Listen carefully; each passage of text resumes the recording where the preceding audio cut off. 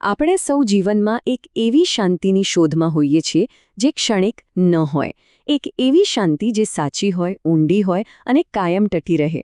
આ જ શોધને સમાધિ કહેવાય છે. તો ચાલો આજના આ વિશ્લેષણમાં એના રહસ્યને સમજવાનો પ્રયત્ન કરીએ. ક્યારેય વિચાર્યું છે કે આ બધી ભાગદોડ, આ બધા પ્રયત્નો, એની પાછળનું સાચું કારણ શું છે? આપણે આખરે શોધી શું રહ્યા છે? જીવનનું અંતિમ લક્ષ્ય છે શું? ઘણા લોકો માટે આલો જવાબ છે સફળતા. કરિયરમાં ટોચ પર પહોંચવું, સમાજમાં નામ કમાવવું, કોઈ કળામાં માસ્ટરી મેળવવી, બસ એ જ બધું છે. તો વળી બીજા કેટલાક માટે જીવનનો અર્થ મોજ મસ્તીમાં છે.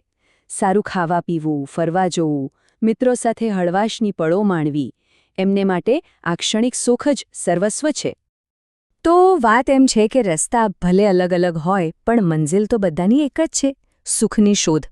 બાળપણથી લઈને ઘડપણ સુધી આપણે જે કંઈ પણ કરીએ છીએ એ ખુશી મેળવવા માટે જ કરીએ છીએ. અધ્યાત્મમાં આ જ સાચા અને કાયમી સુખને સમાધિ કહેવામાં આવે છે. અને મજાની વાત એ છે કે આ કોઈ એવી વસ્તુ નથી જે બહારથી મેળવવાની હોય. એ તો આપણા આત્માની એકદમ સહેજ, કુદરતી અવસ્થા છે. પણ જો સુખ આપણી અંદર જ છે તો આપણે દુઃખી કેમ થઈએ છીએ? સામાન્ય રીતે આપણે શું કરીએ? આપણા દુઃખ માટે બહારના લોકોને, સંજોગોને જવાબદાર ઠેરવીએ છીએ. પણ ખરું કારણ તો આપણી અંદર જ છુપાયેલું છે. આપણો ગુસ્સો, આપણો અહંકાર, આપણો લોભ, એ જ આપણી અશાંતિનું મૂળ છે. આ ગહન વાતની બરાબર સમજવા માટે ચાલો એક ખૂબ જ પ્રચલિત અને સુંદર વાર્તામાં ડૂબકી મારીએ. આ વાર્તા શાંતિ મેળવવાના બે એવા રસ્તા બતાવશે જે આપણને વિચારવા પર મજબૂર કરી દેશે. વાર્તાના કેન્દ્રમાં બે પાત્રો છે. એક છે કરુણાના સાગર રાજકુમાર પાર્શ્વનાથ અને બીજી તરફ છે કમઠ નામનો એક કઠોર તપસ્વી જે 5 અગ્નિની વચ્ચે બેસીને ભયંકર તપ કરી રહ્યો છે. રાજકુમાર ત્યાંથી પસાર થતા જુએ છે અને પોતાની દિવ્ય દ્રષ્ટિથી જાણી લે છે કે કમઠ જે લાકડાને અગ્નિમાં બાળી રહ્યો છે એની અંદર એક જીવ છે. એ તરત જ કમઠને ચેતવે છે. પણ કમઠ તો પોતાના તપના ઘમંડમાં ચૂર હતો. એણે રાજકુમારની વાત હસી કાઢી. એને થયું, આ રાજકુમાર મને શું શીખવશે? એણે વાતને અવગણીને પોતાનું તપ ચાલુ રાખ્યું. જ્યારે રાજકુમારે ખૂબ આગ્રહ કર્યો ત્યારે લાકડું ફાડલામાં આવ્યું અને અંદરનું દ્રશ્ય જોઈને બધાનું હૃદય કંપી ઉઠ્યું. એમાંથી એક સાપ બહાર નીકળ્યો જે અડધો બળી ગયો હતો અને ભયંકર પીડાથી તરફડી રહ્યો હતો. એ જીવની આવી હાલત જોઈને રાજકુમારનું હૃદય કરુણાથી ભરાઈ ગયું. એમણે તરત જ એને શાંતિ આપવા માટે પવિત્ર નવકાર મંત્ર સંભળાવ્યો. અને પછી એક ચમત્કાર થયો. અસહ્ય શારીરિક પીડા હોવા છતાં એ સર્પે બધું જ ભૂલીને અત્યંત શાંતિથી એ મંત્ર સાંભળ્યો અને સમાધિમાં મૃત્યુ પામ્યો.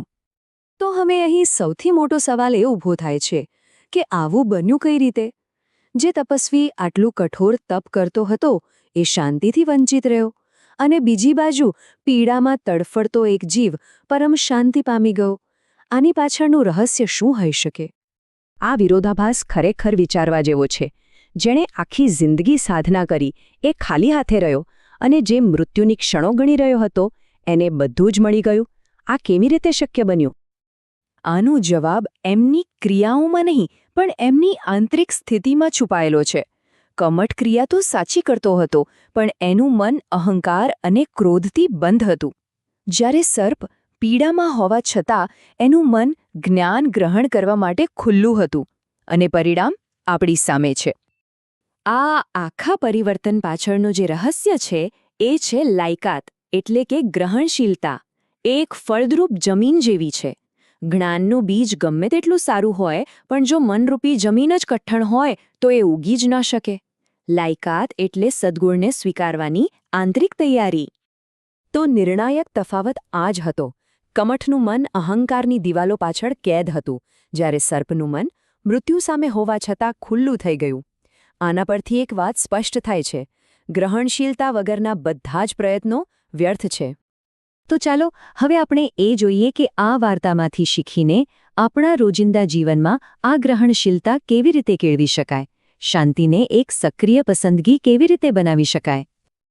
આ માટે સૌથી પહેલું અને સૌથી મહત્વનું પગલું છે આપણા પોતાના દોષો પ્રત્યે સાચી અરુચિ કેળવવી. માત્ર સારા કામો કરવા એ બગીચામાં ફૂલ વાવવા જેવું છે, પણ પોતાના ગુસ્સા, લોભ અને અહંકાર જેવા જંગલી ઘાસને જડમૂળથી ઉખાડવું એનાથી પણ વધુ જરૂરી છે. આના માટે 3 સરળ પગલાં છે. પહેલું, સ્વીકાર કરો. આપ્યા દોષોને કોઈપણ બહાના બનાવ્યા વગર સ્વીકારો. બીજું, અરુચિ કેળવો. એ સમજો કે એ જ દુઃખનું મૂળ છે અને એનાથી દૂર રહેવાનો પ્રયત્ન કરો. અને ત્રીજું, પસંદગી કરો. દરેક મુશ્કેલ પરિસ્થિતિમાં પણ શાંતિ અને સદ્ગુણનો માર્ગ પસંદ કરો. આપણી સૌથી મોટી સમસ્યા એ છે કે આપણે આપણા દોષોને યોગ્ય ઠેરવીએ છીએ. આપણે કહીએ છીએ, થોડો ગુસ્સો તો જરૂરી છે, અથવા આજકાલ થોડો અહંકાર તો રાખવો જ પડે. બસ આ જ વિચારધારા એક એવી દિવાલ બની જાય છે જે આપણને ગ્રહણશીલ બનતા રોકે છે. અંતે યાદ રાખવા જેવી વાત એ છે કે સાચી પ્રગતિ મોટા દેખાડામાં કે કાર્યોમાં નથી, પરંતુ શાંતિથી, અંદરથી આપણા મનને સદ્ગુણ માટે તૈયાર કરવાના પ્રયત્નમાં છે. એ જ સાચી સાધના છે અને એ જ શાંતિનો સાચો માર્ગ છે.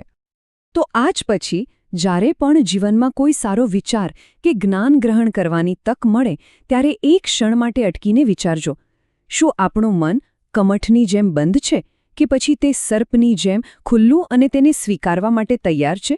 કારણ કે પસંદગી હંમેશા આપણી જ હોય છે.